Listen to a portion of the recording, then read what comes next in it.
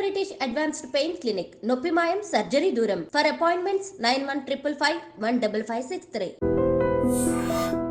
కేసులో ఒక ఐఓకి అరెస్ట్ చేయడం, ప్రాపర్టీ రికవర్ చేయడం కన్నా కన్విక్షన్ వస్తేనే అందులో సాటిస్ఫాక్షన్ ఎక్కువ ఉంటుంది కదండి. యాక్చువల్గా it should end in conviction. ప్రతి కేసు కూడా కన్విక్షన్లో ముగిస్తేనే దాని ఇంపాక్ట్ బాగా ఉంటుంది. అవును, కానీ ఆఫీసర్ కూడా గుడ్ మంది ఉంటుంది. కానీ ఈ లోపల ఆఫీసర్ ట్రాన్స్ఫర్ అయిపోతాడు. వచ్చిన ఆఫీసర్కి ఆల్రెడీ కోర్టులో పడ్డ తర్వాత అంత ఇంట్రెస్ట్ ఉండదు. ఎందుకంటే డిటెక్ట్ చేసిన కేసులు చేతిలో చాలా ఉంటాయి కాబట్టి, ఈ హెడ్ ఎక్ ఉంటుంది కాబట్టి ఆల్రెడీ కోర్టులో ఉన్న దాని గురించి పెద్దగా కాన్సన్ట్రేషన్ చేయరు. అంటే దాంట్లో గ్రావిటీ ఎక్కువ ఉంది కదండి, చేయలేదా? చేసి ఉంటారు, కన్విక్షన్ వచ్చి ఉంటుంది. సార్ అక్కడ తర్వాత ఎక్కడికి వచ్చారు? అది అయిపోయిన తర్వాత ఇంకా రాజకొండ వచ్చారు. ఇక్కడ ఆఫీసర్ సోషల్ యాక్టివిటీస్ ఎక్కువ చూపిస్తుంటారు.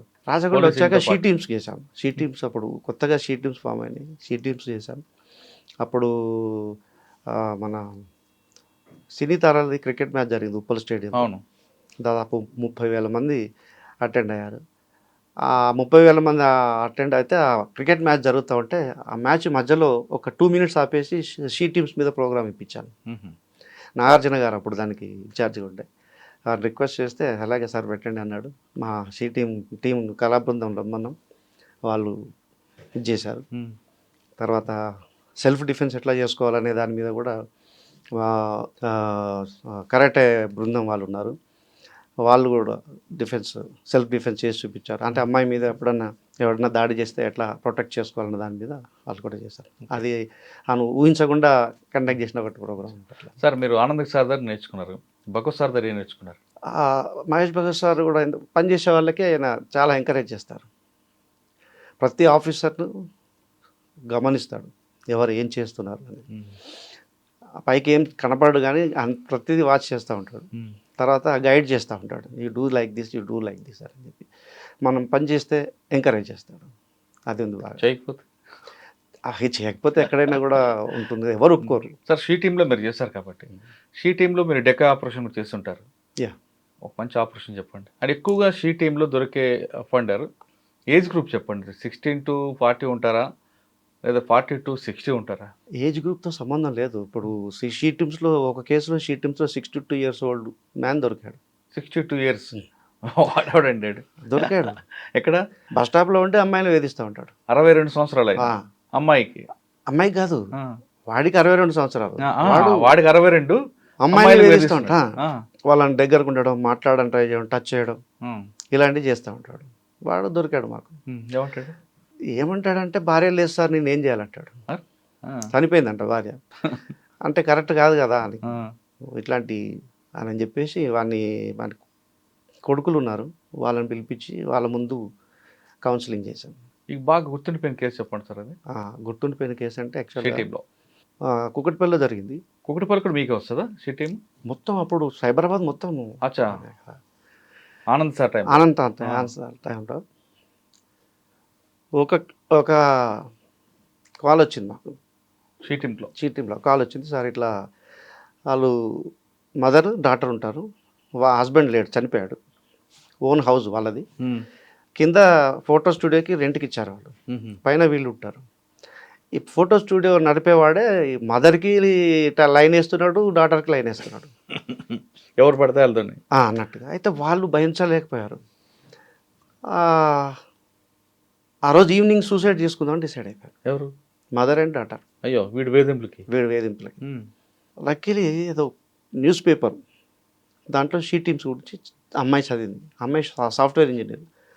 అమ్మాయి చదివి షీ టీమ్స్ నెంబర్ కూడా ఉంది దాని కింద. ఏంటంటే మాకు ఫోన్ చేసింది.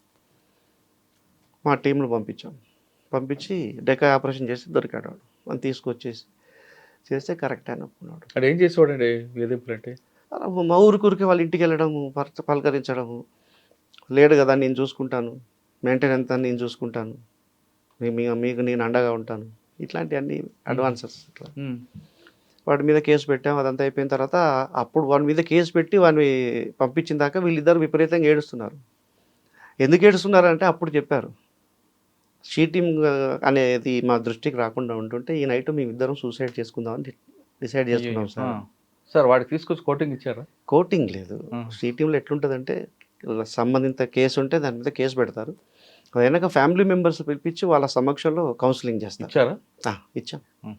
భార్య ఉంది వాడికి, అచ్చా. భార్య సమక్షంలో కౌన్సిలింగ్ ఇచ్చి భార్య ఉంటుండగా మళ్ళీ ఇది ఒకటి. ఇవన్నీ ఫస్ట్ ఎవరైనా కూడా షీ టీంలో మేము గమనించింది ఏంటంటే వాళ్ళ వైఫ్స్ నమ్మరు. మా ఆయన చాలా మంచోడు, పోలీసులు మీరే అనవసరంగా వేస్తున్నారని. అయితే అప్పుడు మా దగ్గర పెన్ కెమెరాలు, తర్వాత బాడీ కెమెరాస్ అవన్నీ ఉండేవి. రహస్యంగా అవన్నీ షూట్ చేసేవాడు బస్ స్టాప్లలో అక్కడ ఇక్కడ చేసేటన్ని షూట్ చేసిన తర్వాత ఈ ఫ్యామిలీ కౌన్సిలింగ్లో వాళ్ళు నమ్మనప్పుడు మళ్ళీ అవి వేసి చూపించాం. ఒకసారి వీడియో చూసిన తర్వాత ఇంకా రియలైజ్ అయ్యి మళ్ళీ లాగి వాళ్ళే కొట్టేస్తారు. మొగుడు కొడతారు. అట్లా జరిగింది. సార్ సాధారణ షీ టీంలోకి వచ్చేసరికి కంప్లైంట్ ఇన్స్టెంట్ జస్టిస్ కోరుకుంటారు తప్ప కంప్లైంట్ కోర్టు కోరుకోరు. అవును. మరి అటువంటప్పుడు ఆ ప్రాబ్లం ఎలా సాల్వ్ చేస్తారు? అప్పుడు ఏం చేస్తామంటే మేము ఏం చేసేవాళ్ళంటే సూమోటో కేసు పెట్టి పంపించేవాళ్ళం. సార్ రాచకొండ తర్వాత అక్కడికి వచ్చారండి.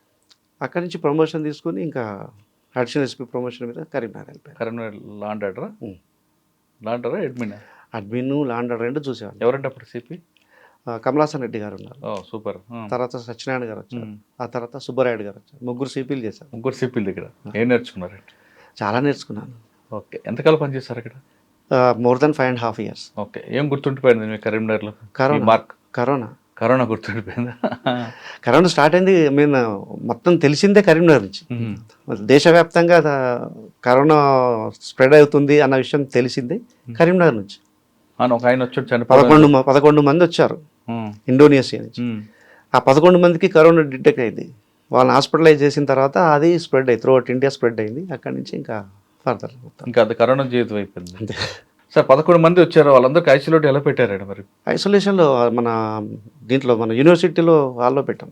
కానీ ఆ టైంలో పోలీసులు వెళ్తే ఫ్రంట్ వారస్ మీరే కాబట్టి వెళ్తే ఇంటి దగ్గర మీకు రానిచ్చేవారు కాదు కదా? అంటే అన్ని ప్రికాషన్స్. ఇప్పుడు ఒక రకంగా చెప్పాలంటే అన్నిటికీ తెగించి 3 డిపార్ట్మెంట్లు పనిచేసాయి అప్పుడు.